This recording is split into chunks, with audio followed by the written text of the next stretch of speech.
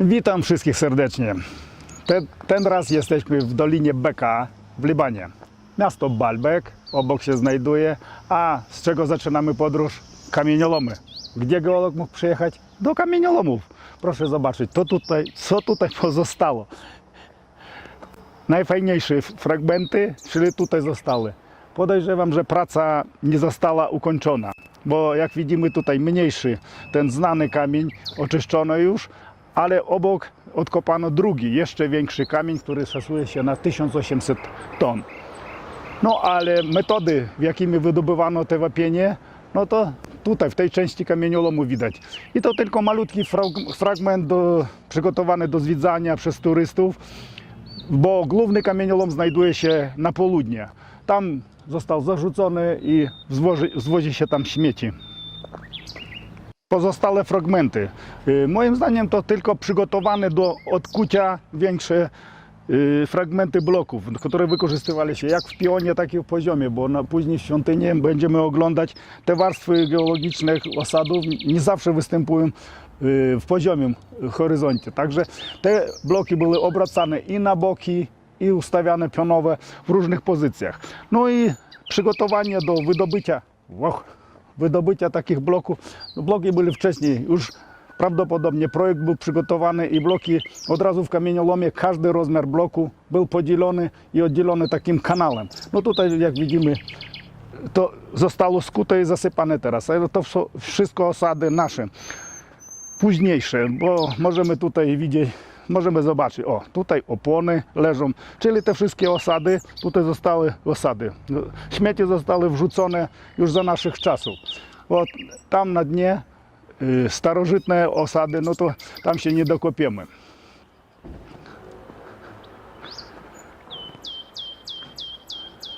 Oczywiście tutaj po prawej stronie widzimy, że większość tych pozostałości kamieniolomów zostało przerobione na grobowce. I to z czasów rzymskich, bo na górze tutaj mamy cmentarz, wszystko. I tutaj oprócz tego dużego kamienia mało co jest do obejrzenia. Można obejść dookoła, zobaczyć jak był przygotowywany do transportu, ale jeszcze całkowicie nie jest odkuty od podłoża. No i my zwrócimy uwagę na górną część. Jak te zwietrzałe skały usuwano, w jaki sposób możemy to porównać do innych obiektów. No i teraz jestem przy bardzo dużym kamyczku, który ręką człowieka został wydobyty, ale nie do końca prawda, bo opowiadałem, że został, ale później powiem już w świątyni, skąd i kto zaczął budować świątynię Baalbek. Ale stoi na największym kamieniu, który w ogóle w historii ludzkości został przygotowany do transportu. Jeszcze nie wiadomo, tutaj do końca nie odkopane, ale po tych rozmiarach tego kamienia to można ocenić, jak mówią, około 1800 ton. Ale zwróćcie uwagę, że to nie są to ślady współczesne, te ślady przygotowania, tak długie pociągnięcia, no to prawdopodobne ślady jakichś narzędzi. Jak zwykle ze śladami narzędzi to ciężko dogadać się, kto to zrobił i kiedy. Ale to zostało odkopane parę lat temu i tutaj widzimy te ślady. Nie ma szans, żeby kilofem pod tym... Spróbuję, może się ruszy. A tutaj widzimy w drugą stronę. Oczywiście pan Robert zostawił swój autograf pod kamieniem. No i tutaj widać te ślady, takie długie, czyli ślady pracy jakiegoś urządzenia. Tutaj widzimy te ślady. No i tą dolną warstwę usuwano, żeby można było transportować z górnej warstwy ten blok. Bo to jest jednolity i później pokażę wam, jest różnica. Ten wapień jest żółtego koloru, a ten z dolu, oddzielony tą warstwą, to jest ten biały wapień, z którego zrobiona dolna część świątyni w Baalbeku. No i tutaj widzimy, świeży przełam jest biały. Tutaj prawdopodobnie jakieś margli, większa ilość margli i dlatego jest koloru żółtego. I tyle jak na razie. Żeby można było, o to teraz, stój, to tak, Żeby można było zobaczyć, jak ten kamyczek duży, to odejdę do końca kamyczka. I później ujęcie z boku będzie widoczne.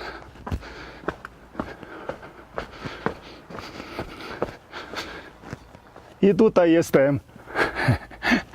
O, trochę wygląda ten kamyczek.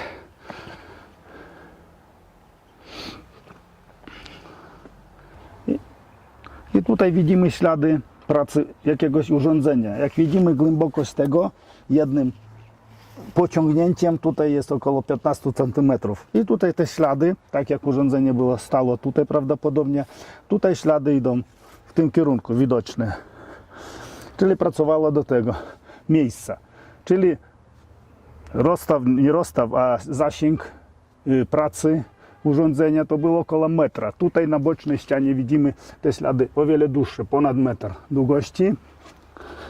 No i to dolna warstwa została tutaj w większości usunięta i blok przygotowywano do transportu. Ale zwróćcie uwagę, że nie jest on równy tak jak w budowle.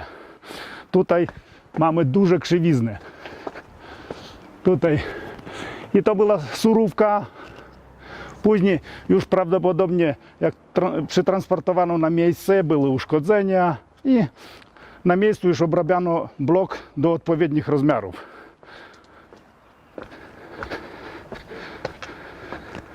No i tutaj jesteśmy po zachodniej stronie bloku i widzimy, jak skuwano podłoże do przygotowywania transportu. Tutaj na bocznych ścianach nie widać tych śladów praktycznie, ale tutaj bardzo fajnie ślady widzimy. Czyli, już pokazywałem kiedyś, jeżeli zostaje taka mączka na śladzie pracy, czyli bardzo duży nacisk, że skala się mieli w drobną mączkę. No i tutaj te ślady, cały ten korytarz wykuty, podbierając pod blok. Na samym bloku widzimy duże ślady tutaj pracy jakiegoś urządzenia. Dotąd tutaj ślad poziomy widzimy. I to bardzo mało takich miejsc, gdzie te ślady pozostały widoczne. Bo tutaj ta część była przysypana mocno, bo widzimy na żółtym kolorze, to było wszystko zasypane, a górna część, która porosła jakimiś mchami czy coś takiego, jest czarna. A ta część została odsłonięta bardzo niedawno.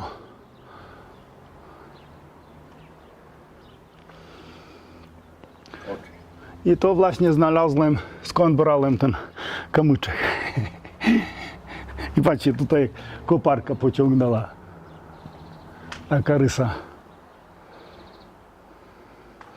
Prawdopodobnie jakieś dziwne metody stosowali, o których pojęcia nie mamy. Popatrzcie, to zostaje wydobyte, tam na górze jest linia zaznaczona, gdzie później blok jak w poziomie ustawiali, to przycinali te brzegi prosto. Pokażemy dzisiaj, jak te bloki ze sobą łączone. Taką powierzchnię to nie ma szans złączyć bloki na takiej precyzji, tam parę milimetrów szczelina. Także to jest surówka, która powinna była być przetransportowana do miejsca budowli i na miejscu się obrabiała. Co dotyczy tych otworów czworokątnych, to nie wiemy, co to jest, jaki sens tego było. Na niektórych głazach tego ilość sztuk, na niektórych pojedyncze. No to nie wiadomo, jaki sens był kucia takich otworów.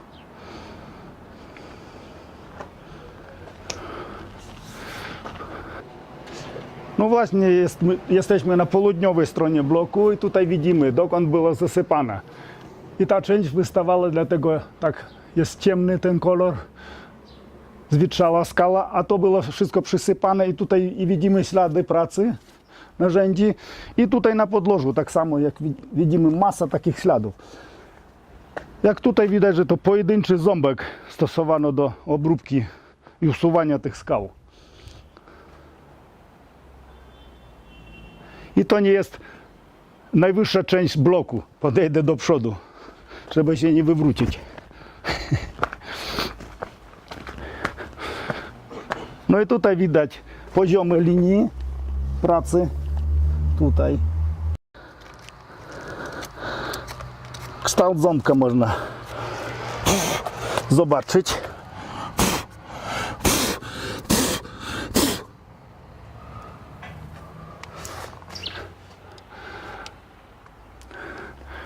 I tutaj widać prace przygotowawcze do oderwania bloku od podłoża.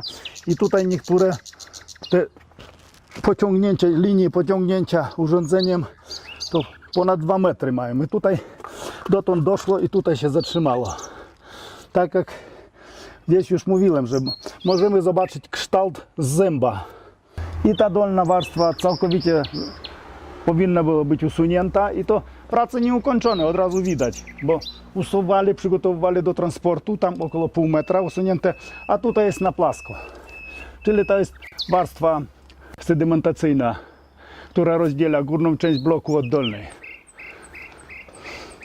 Także coś spowodowało, że zaprzestano prac budowniczych. No i tutaj w górnej części bardzo fajnie widać przygotowane, ale pracowali. O. No i teraz możemy zobaczyć. I tutaj jesteśmy na tej górnej części przy bloku, czyli która zorientowana na wschód. I widzimy, jak piękne ślady. Tutaj kolejne. I w drugą stronę. Wygląda jak rysunek.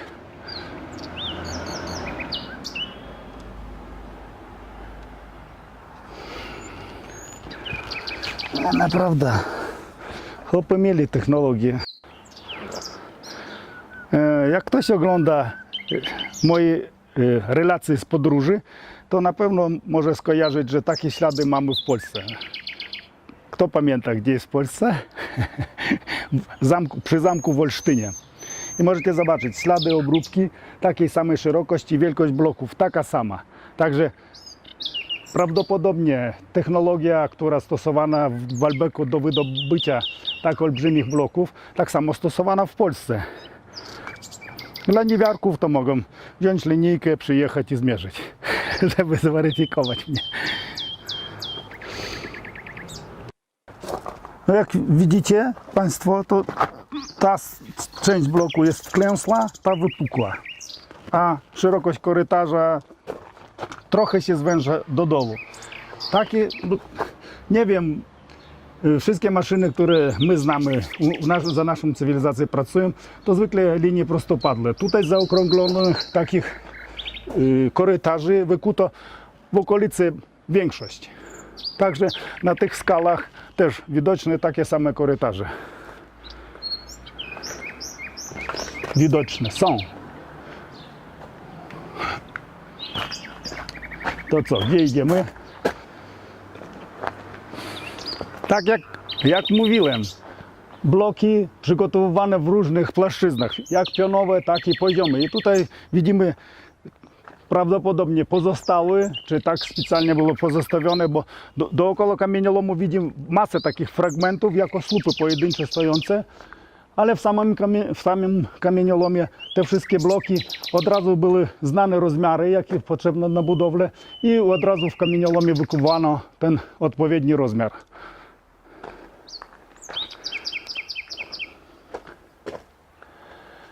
No jak przybliżysz tutaj, oczywiście w późniejszych czasach te ściany kamieniolomu zostały przerobione na grobowce. I tutaj od razu widać inne metody obróbki i to jest cmentarzysko, jak widać trumienki przygotowane, ale już wszystko zostało usunięte.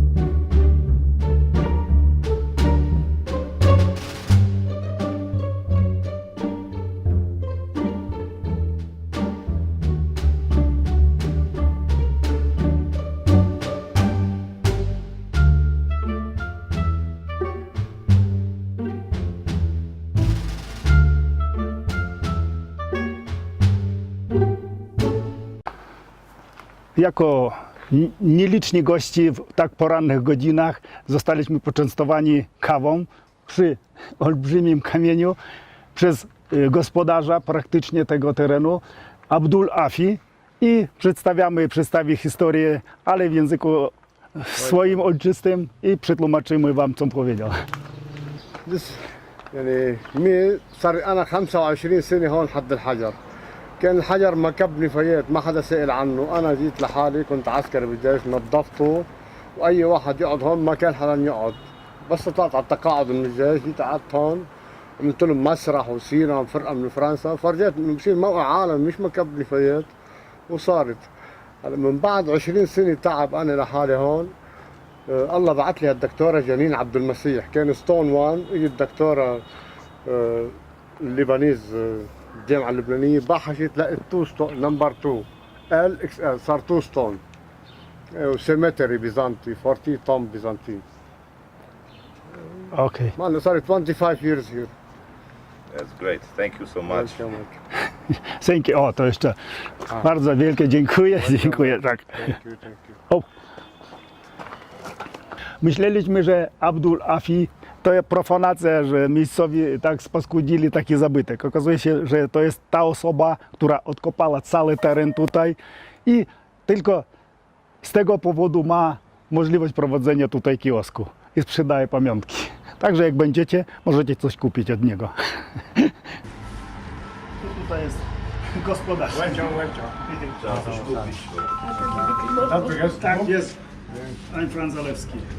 Właśnie no to początki wbijają na schronisku. Second quarry? Yes? قولوا التاكسي يجي ياخذكم لهونيك.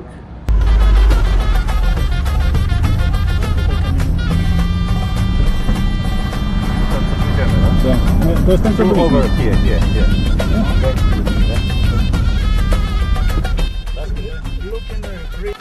Witam kolejny raz.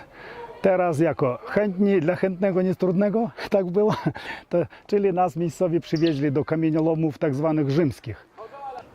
Jesteśmy na prywatnej posesji, miejscowy taksówkarz nas z polecenia przywiózł i tutaj rosną maśliny, czereśnie, a tutaj widać ściana, gdzie pracowała maszyna. Tutaj później zobaczycie ślady strzelaniny, ale ten ślad ma ponad 10 metrów, jak widzicie. Rzadko, podejrzewam, że żaden z badaczy lub turystów tutaj nie dotarli. Nam się udało. I tutaj popatrzmy się na tą szczelinę. Jak tutaj żadnej dyskusji nie ma, jak pracowała koparka i wycinała kolejne warstwy. Tutaj widać ślad odtąd dotąd. I jak tutaj się wkopywało, czyli było odcinanie dużego fragmenta, tutaj całą ścianę taką widzimy. I materiał wszedł na budowę miasta czy coś takiego. Wspaniale i tutaj żadnej dyskusji, że nie używano maszyn nie ma. Po prostu to ślady koparki. Zapraszam tutaj i nagramy. Widzimy jeden poziom. Dotąd kopano w jednym kierunku, czyli widać ślady w tym kierunku kopane. Tutaj też. Tutaj zmiana kierunku. Tutaj kolejna linia.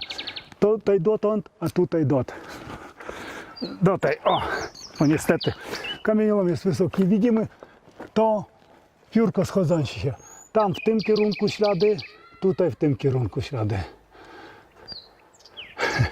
Czyli urządzenia, ale podejdźmy do tego, jak to się, wybranego otworu. Otwór to nie otwór, wykopana.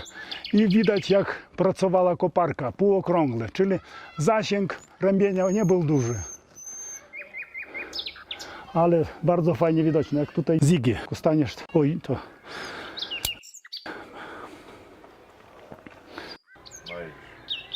No i tutaj widzimy na tej ścianie ślady, jak koparka się pogłębiała przez cały czas i coraz głębiej. Oczywiście te same ślady na tej ścianie, ale tutaj tego nie widać. I wystarczająco na tej wysokości. Czyli tutaj mamy tak około 10 metrów głębokości. Niesamowite. A Teraz widoczny zasięg ramienia, czyli od tej ściany tutaj 1,5 metra i dotąd. Czyli ten ślad idzie. Tutaj koparka ciągnie z góry, prawie średnica tego i dotąd. I to było wcześniejsze przykopanie, czyli zasięg ramienia ponad 2 metry. I to pięknie udokumentowane. Nawet nie ma. I tutaj widać, z góry ciągnie i przychodzi tutaj. I takie ślady, co widzieliśmy pod tym kamieniem największym w kamieniolomie, tak rozchodzą się, czyli koparka z jednej strony podkopywała z drugiej. Albo to była jedna, a tutaj druga, ale aż w drugą stronę zawracała. Czyli na pewno było ramię zginane, że to jest średnica tego zasięgu. No i co możemy stwierdzić? Maszyny perfekcyjne. Z dokumentów. No wyobraź sobie, Przez ślady, nie? wyobraź sobie w Teneryfie, na Teneryfie włazimy w jaskinię 40 metrów i takie same ślady obróbki. Dla mnie to jest tak To chyba oczywiste. największa taka skala tutaj No. widoczna jest. To jeszcze przyjdziemy się w tą stronę, jak mamy chwilę.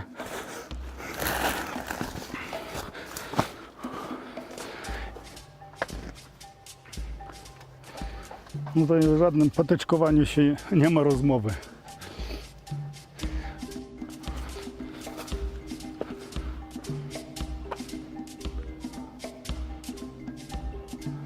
Te pionowe rysy powstają w ten sposób, a z boku. Jak to jest z boku? No mówię z 10 metrów. No i tutaj już skala nieruszona dalej. Jak zwykle kamieniolom został po prostu z nieznanych przyczyn, prace przestały tutaj działać. A tutaj jak można przyjdziemy, pokażemy próbę współczesnych nasze technologie i będzie widać tutaj.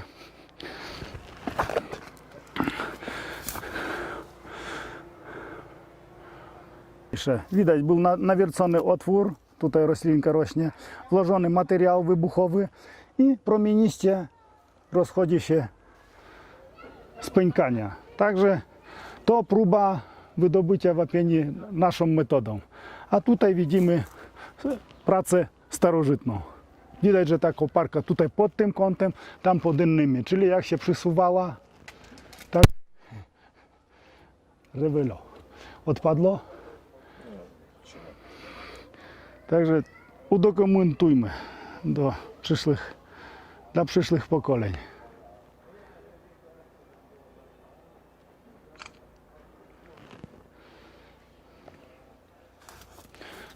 Zarąbiście. No i jesteśmy w miejscach historycznych. Tak zwany rzymski kamieniolom, w którym jeszcze toczyły się niedawno walki. Tutaj mamy kule powbijane w ścianę, ale jak widać strzelali pod różnymi kątami. Jak z góry, z budynków, tak i z dołu z drugiej strony. Może tutaj jakaś linia obrony była. I tak wykorzystano współczesny kamieniolom. Współcześnie wykorzystano starożytny kamieniolom.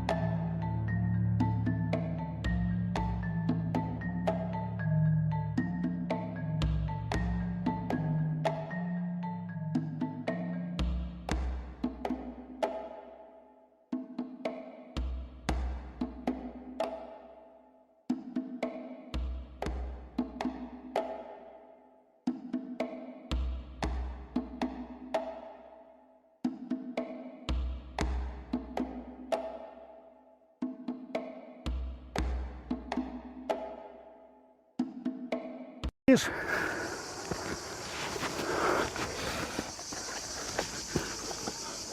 Mam nadzieję, że widoczne stąd, bo był na pewno od samej góry i dotąd ślad.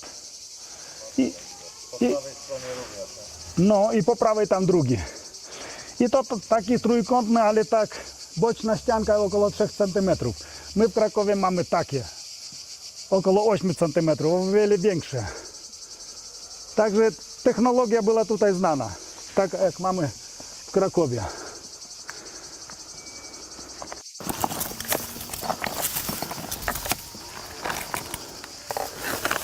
To co, widzisz, technika, to samo stosowane.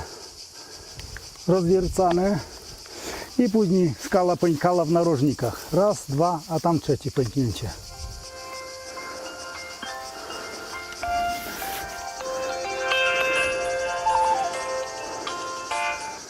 Halo Jurku.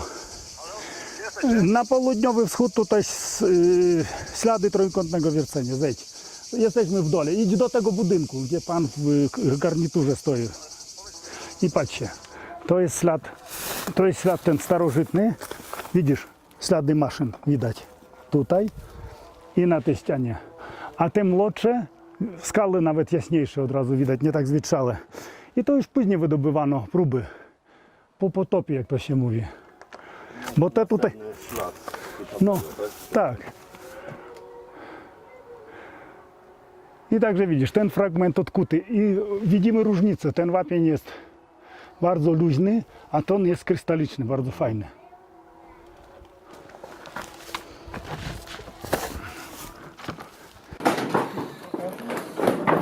Chodzenie i kręcenie filmu na terenie tego kamieniołomu przez 3 obcych ludzi wzbudziło u miejscowych wielkie zainteresowanie. Franc, weź mi pomóż, weź to. O, Ja tu będę... kotka złapała myszkę pod autem. Fantastycznie. Ujęła mnie ta historia.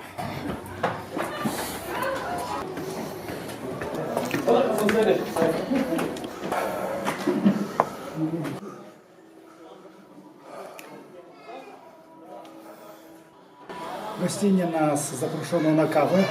No jak widzimy, flaga na balkonie powieszona. Śpiew muezzina.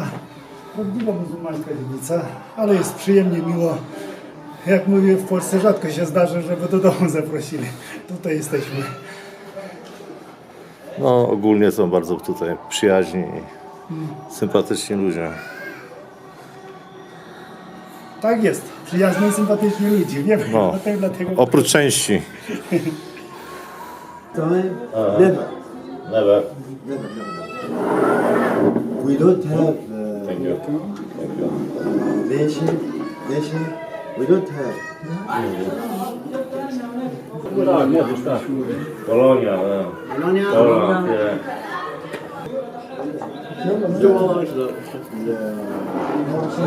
Zaspokajając ciekawość mieszkańców na temat, co tutaj robimy i skąd jesteśmy, rozmawialiśmy na tematy zresztą niełatwego życia w Libanie.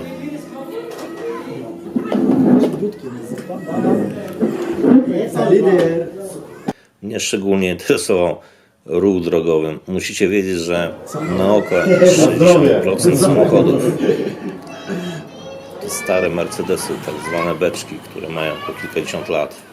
Stan techniczny to abstrakcja, brak znaków drogowych, brak lusterek, kierunkowskazów to norma. Istna wolna amerykanka na drogach, czyli kto pierwszy, ten lepszy. Po sympatycznej rozmowie wspólna fotka i wędrujemy dalej. Jesteśmy w drugiej części, większej części kamienioloma, bo wszyscy przyjeżdżają turyści tam, odwiedzają ten wielki kamień, ale nikt nawet się nie zastanawia, że większa część kamieniolomu znajduje się po drugiej stronie drogi, która tutaj przebiega. No i przyszliśmy zwiedzić tą część kamieniolomu, w której już zostało odnalezione 3. megalit, tutaj leży, który rozpoczęty został chyba do przykucia, ale nie nadało się. Ale miejscowi wykorzystają to jako złomowisko, nie złomowisko, a jako śmietnik. Jak więcej śmieci się wysypie, to mniej trzeba zakopywać. Także cały kamieniolom cały. Część kamieniołomu została zasypana śmieciami i właśnie będziemy w tym rejonie poszukiwać kolejnych interesujących miejsc. No i tutaj już znajdujemy się na skarpie w kamieniolomu, gdzie tam widzimy pionowe ściany, z których wydobyte masa kamieni. No i zastanawiamy się, dlaczego te otwory były w ścianach robione. Prawdopodobnie, jak już mówiłem, to otwory sondażowe, czyli jakiś sprzęt wkładało się i badali skalę, czy warto dalej wydobywać, czy będzie skala spękana i nie nadaje się do takiej budowy. No i tutaj widzimy fragmenty pracy tych maszyn i tutaj z góry będzie fajnie widać, jak po przykątnej jeden za drugim fragmentem. I tutaj nie było podzielone, tutaj prawdopodobnie tylko najważniejsze było usunąć tą zwietrzalą nawierzchnię i później dojść do dobrej skały. Ale ta maszynka była ruchoma. To nie było takie jak nasza koparka, że na gąsienicach jeździ. Zobaczcie, tutaj przycięte i tutaj ślad. Czyli ta maszynka musiała stać gdzieś tutaj na górze. Albo zaczynała od brzegu, nacinała i kolejne te nacięcie. No to już ciężko ocenić. Także tych śladów cięcia drastyczna ilość. Idziemy na dół do Olbrzyma.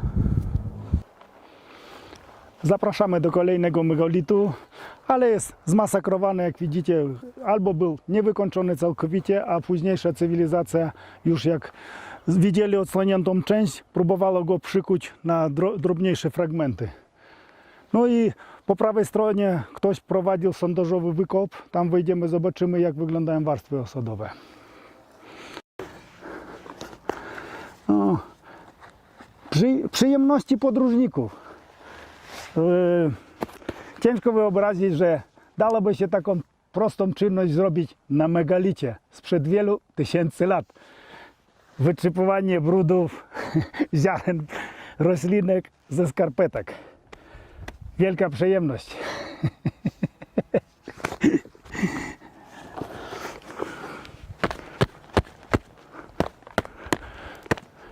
Turyści tutaj nie chodzą, na szczęście. No i teraz, jak jeden z naszych polskich podróżników, mogę przejść boso przez cały megalit.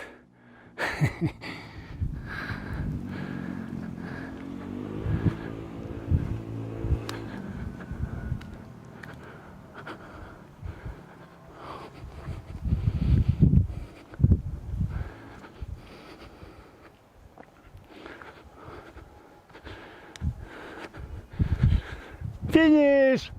Jestem na końcu świata! Albo na początku, nie wiem.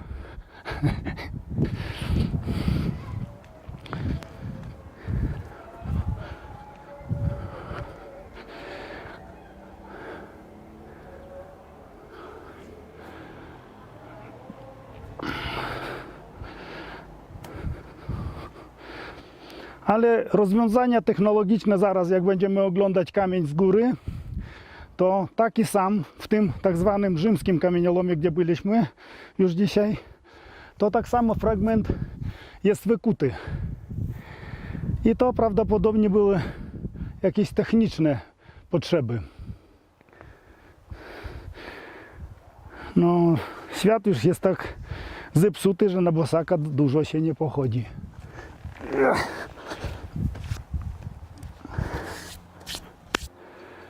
Jak zobaczymy, jak kamień jest położony, no to naturalnie pochylenie wzgórza i tutaj dokąd kamień był zasypany ziemią, a ta górna część wystawała. Dlatego starożytnie, jak widzimy te nacięcia klinów, to już całkiem inna technika próby przykucia kamienia. Widzieli, że fragment zostaje, chcieli go pokuć, ale nawet nie wiedzieli, że to już był przygotowany megalit. Także dotąd było zasypane i te warstwy osadowe, co widzimy z boku, są właśnie przykrywały ten kamień. Śmieci to wszędzie tak w świecie. i wrzuć tutaj za galązki. Tak. A, rozumiem. O, i teraz patrzcie, teraz ta linia kamieniak z góry pociągniesz i co? A możesz tą jeszcze galązeczkę odchylić, tą, albo ulam. Nie tą. O, tą ostatnią. I widzisz jaka krzywizna. Jak Zbyszku staniesz, to pociągniesz i będzie widać ta krzywizna. Że to nie był blok przygotowany do budowy, że mówią, oni perfekcyjnie wydobywali bloki i dostarczali. Gówno prawda. Obróbka ostateczna była na miejscu, dlatego te bloki o wiele większe. Jak się uszkodził, to przerobili go na mniejsze bloki i poukładali. No i metru, nie dostaliśmy metra, ale możemy zawsze zmierzyć. Jurek, wczoraj mierzyłeś ile? 15? 16 metrów. I bardzo, no, po prostu mnie to zaskakuje, bo koniec, co ten brzeg, co ten. Jak się kończy obrabiać, tą długość ciągnie, to maszyna zjeżdża w bok.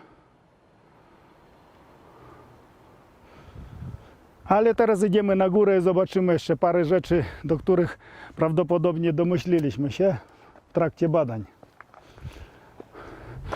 Jak powiem, że to schodki dla wielkoluda, to będziemy się śmiali wszyscy razem. No bo taki metrowej wielkości. Ale dalej już nie zrobili. I ta część była wszystko zasypane tymi osodami. Pokażesz?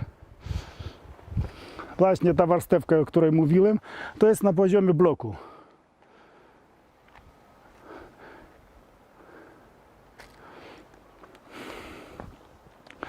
No i tutaj kolejne mamy otwory okrągłe, rozszerzające się, nie wiadomo jak te otwory powstawały, a tutaj kwadratowe, kute. I właśnie o tym fragment chciałem powiedzieć, bo na tamtym bloku no, będziemy nazywali to romański kamieniolom, tam gdzie na prywatnym podwórku były. To tam na bloku było tak samo wycięte taki fragment. Dlaczego? Czy to było jakieś technologiczne posunięcie? Ale tutaj widząc, że ten blok już jak na granicy pokazywaliśmy, ta czarna część wystawała spod osadów. I późniejsze pokolenia już całkiem inną techniką odkuwali. Próbowali te fragmenty zrobić mniejsze, żeby można było transportować. I tutaj jak oni robili, i tutaj jest ręczna robota, widzimy na klin i te ślady uderzeń widoczne. To jest całkiem inna technika. I widzisz tutaj wykute, a tutaj nawet też nie skończyli roboty, bo dotąd nie zostało skute. Już nie ma takich. I tutaj ten sam klin.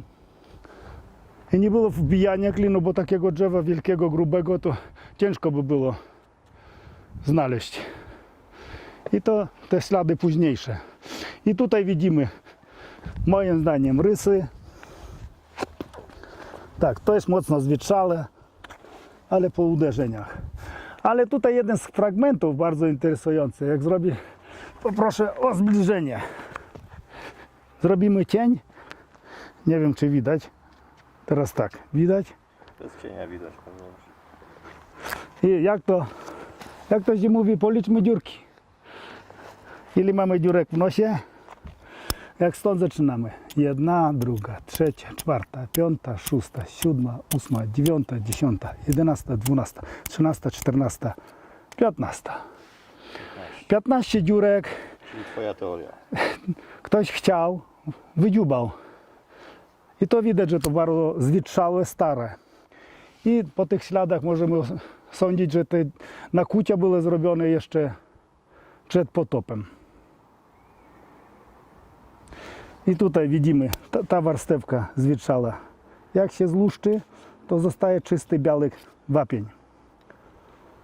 I właśnie z takich bloków zrobiona dolna część pałacu. Będziemy nazywali to pałacem, bo nie wiadomo, co to było, bo wszystko się nazywa teraz świątyniami. Chociaż wiemy, że żadnej religii nie było wtedy.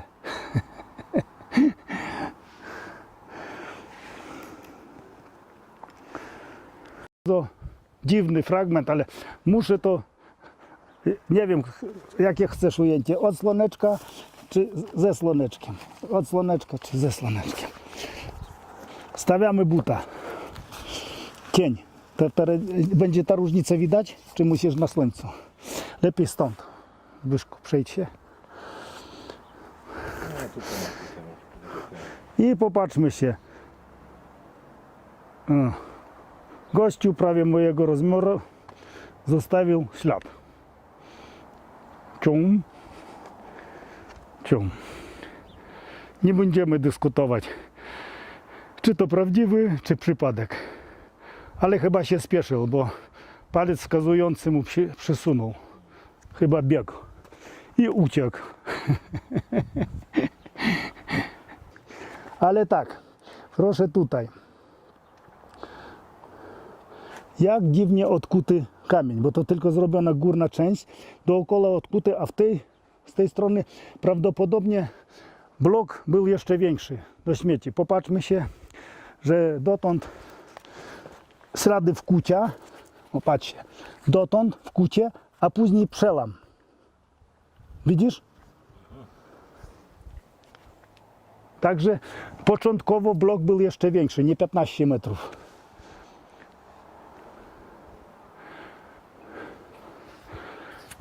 A to już całkiem inne warstwy tego wapienia, które wydobywane później. No i sądząc po tej dolnej granicy tego kamienia olbrzyma, no to widzimy, że maszyna wycięła to krzywo, kolejnym lukiem. I nie tylko ten bok taki jest, i tamten bok zaraz jest, z daleka pokażemy, też widać, że to nie było precyzyjne wykonanie bloku w kamieniolomie. Była surówka przygotowana, przetransportowana na miejsce, jak dotarła i jest wszystko w porządku, to wtedy mogli ją obrobić perfekcyjnie i dlatego śladów obróbki, takie jak w kamieniolomach, na blokach już nie widzimy w świątyni. Świątynia, czy jak zwać. No i tutaj widzimy, dotąd było rozkute, tak jak ten kanał zaznaczony i ten fragment skały został usunięty, ale w tym miejscu się trafił ten otwór okrągły, co my mówimy. To widzimy, dolna część prawie płaska, tutaj okrągła, taka gruszka, a w górnej części ostre brzegi. Widzisz, takie koniuszki wystają ostre. Czyli jak kwas spływał tutaj, szybko reagował i zostawały takie ostre krawędzi. A tutaj już reagował całość i wyjadło taki większy otwór. Także z takimi rzeczami mówię. I na tym bloku, w tamtym kamieniolomie spotkaliśmy się, tak nazywamy to kwasowaniem. A kwas był naturalnego pochodzenia, właśnie po deszczu meteorytów, który spowodował potop. Zaraz. Nie wiem, czy was można głaskać. No chodźcie, chodź. Chodź, mordaszka, no. No, takie odważne. I tutaj psinki. Jakie fajne. Maleństwa, a nic nie mamy im dać nawet, no niestety. Natura, muszą sobie radzić. No i tak, teraz natura nas rozbawiła i teraz musimy ocenić warstwy osadowe. Jak widzimy dolną część, to będą fragmenty urobku. Bo to widać nieobrobione, nieobtoczone kamienie. Większe fragmenty tutaj leżą na dole. Ale górna część została przykryta już żwirem z gliną. Czyli taka czarna ziemia została przeniesiona. Czyli możemy założyć, przy wydobyciu tych kamieni usuwano warstwę, jest tutaj widzimy luźna, nie ma przykładek ilu mulów. A ta czarna ziemia, ta warstwa powstała wskutek jakiegoś wydarzenia. Tutaj jedna warstewka, tutaj widzimy grubsze kamienie, to normalnie stok był w tą stronę, tutaj cięższe. Czyli ta czarna warstwa powstała wskutek jakiegoś wydarzenia, po czym znowu wydobywano wapienie w tym miejscu. Ale w innych miejscach widzimy tą warstwę, ta żółta. I tutaj całkiem, to jest nieprzemieszane z ziemią. I możemy tak sobie założyć, że kolejność wydarzeń wydobywano wapienie, pozostawiano urobek. Później przyszła jakaś lawina błotna z falą, przyniosła ziemię, bo tutaj w pobliżu to tylko w dolinie mają ziemię, czyli fala przyniosła tą czarną ziemię z mieszaniną kamieni. I później kolejna próba wydobycia wapieni w tym miejscu i powstała warstwa drobnych. No i to już późniejsze osady na górze to jest ziemia, wieją wiatry i te warstwy powstawały powoli, sukcesywnie, to już widzimy to, cała mieszanina. Ale można na parę okresów tutaj rozdzielić. Także kamieniolom dookoła jest zamknięty wzgórzem. Taka ilość kamieni, jakby to wiatr przyniósł samą ziemię czarną, to by nie było kamieni.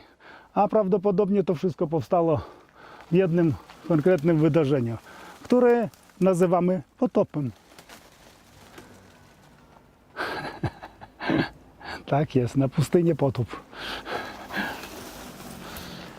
No i tutaj, nie wiem czy tam podejdę, lepiej na górze podejdę i pokażesz. Widzisz, ten tylko fragment na górze wystawał czarny, a reszta to było wszystko zasypane ziemią i prawdopodobnie poziom tego, widzisz, nawet jak kolejna już cywilizacja po potopie wydobywała, to warstwa tego osadów jest o wiele wyżej niż ten blok. Oni już nie widzieli, że ten blok był. No co, idziemy na grandę? Na granaty. Tego wszystkiego. Prawdziwe, z drzewa. Nic nie jedliśmy jeszcze. W tym upale. Robiłem. To czekaj, tego jeszcze nie było widać? Co to jest? O. No, granaty mamy tutaj. Ale nie te bojowe. Już przyjrzałem. No niestety. Już mrówki się zabrały do roboty. Otworzył się. No. Pyszny, dojrzały granat. Ale że się otworzył. A wrzucimy go tutaj, jakaś dziura? Trzeba tam zobaczyć co tam jest. No, to idziemy. Drzewka, dziurka, Lewą stroną. ale na podstawa. Sekundę. Jak dla mnie, dla Franca, to już takie ślady fotografowali. Widzimy ślady pracy maszyn. A z dołu jakaś dziura. Tutaj stoję na rynnie, bo tutaj w kamieniolomie zrobili pole uprawne kiedyś. Teraz już tutaj nic nie ma. To wejdźmy do dziury i zobaczymy. Okej. Zostawiam plecak. Ale granat ten musi być dobry.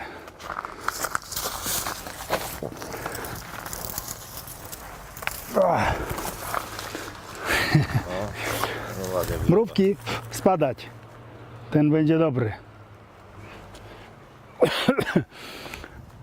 Mamy śniadanie. Znaleźliśmy w terenie. Pierwsza krew. Broni się przed zjedzeniem.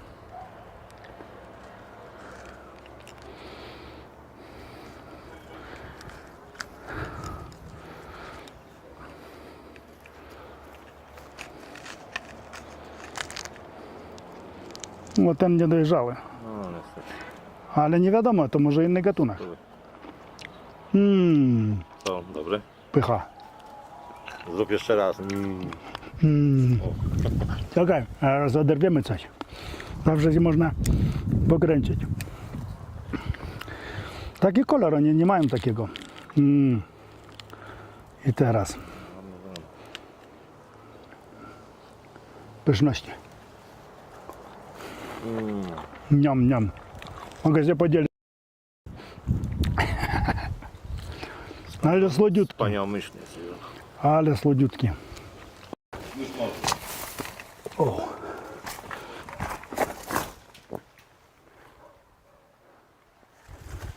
O, nie хоче się przyzwyczaić do ciemności. No, trochę gruzu jest tutaj. Ale najważniejsza kolumna w środku. Czyli pomieszczenie tak 8 na 6, a nie jest takie kwadratowe, a pod kątem. Z jakimiś niszami, magazynki. Magazyny na zboże. No i jak to wszędzie. Jakiś mały schronik. No już widać, że ktoś próbował w ostatnich czasy odkopać to, ale do calca nie dotarli. Czyli jeszcze tutaj głębiej jest. No. I to półeczka na lampę oliwną, czyli bardzo długo taka jaskinia sztuczna była jeszcze zamieszkiwana. O, to jaszczurka tam mieszka. Gniazdo jaszczurki, piękna jaszczurka. Jest wejście. Wejście tak około 2 metrów, bo dolu nie widzimy jaka dolna część. I tutaj po prawej stronie zrobione okienko. Jakby światło wpadało. No i teraz jak przyzwyczailiśmy się do ciemności, to jest przyzwoita widoczność.